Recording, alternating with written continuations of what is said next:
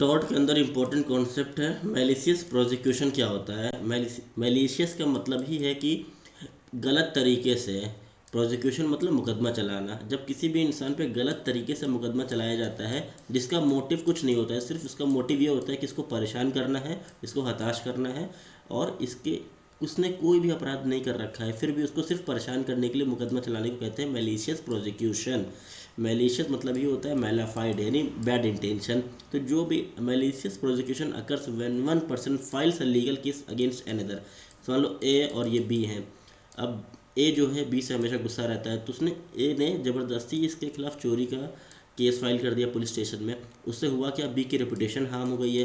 तो अब कोर्ट इसको दोष मुक्त कर देती है, कहती नहीं बी ने चोरी नहीं किया, क्योंकि जब उसने सही में चोरी नहीं किया तो कोई इसके गवाह भी नहीं मिले, ना कोई एविडेंस मिले इसके खिलाफ। तो अब कोर्ट का क्या, इसका कोर्ट ने इसको दोष मुक्त कर दिया। अब बी का डिफेमेशन का केस फाइल कर सकता है ए के खिलाफ, और कह सकता है कि इसने मेरे खिलाफ एक मैलिशियस सूट फाइल किया था कोर्ट के अंदर। वही एग्जांपल बताया गया इसमें। अब सबसे पहले एसेंशियल कंडीशन देख लीजिए। कुछ एसेंशियल कंडीशन है। सबसे पहले इंटीमेशन ऑफ लीगल प्रोसीडिंग, यानी सबसे पहले सिविल या क्रिमिनल केस कोर्ट के अंदर फाइल करना है डिफेंडेंट के अगेंस्ट।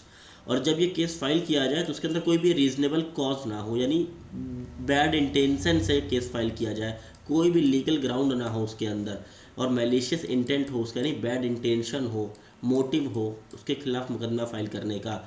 उसके बाद होगा क्या, अगर उसके खिलाफ मुकदमा फाइल कर दिया गया है, मान लो 20 में इनोसेंट था, ए ने जानबूझ के इसके खिलाफ मुकदमा फाइल किया, तब इसकी क्या होना चाहिए, इसकी रेपुटेशन को हार्म होना चाहिए।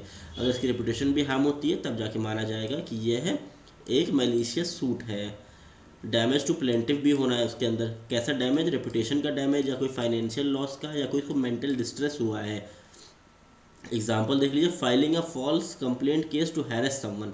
अब किसी को परेशान करने के लिए सिर्फ उसके खिलाफ मुकदमा फाइल कर दिया है ताकि वह परेशान हो जाए, कोर्ट के चक्कर काटे।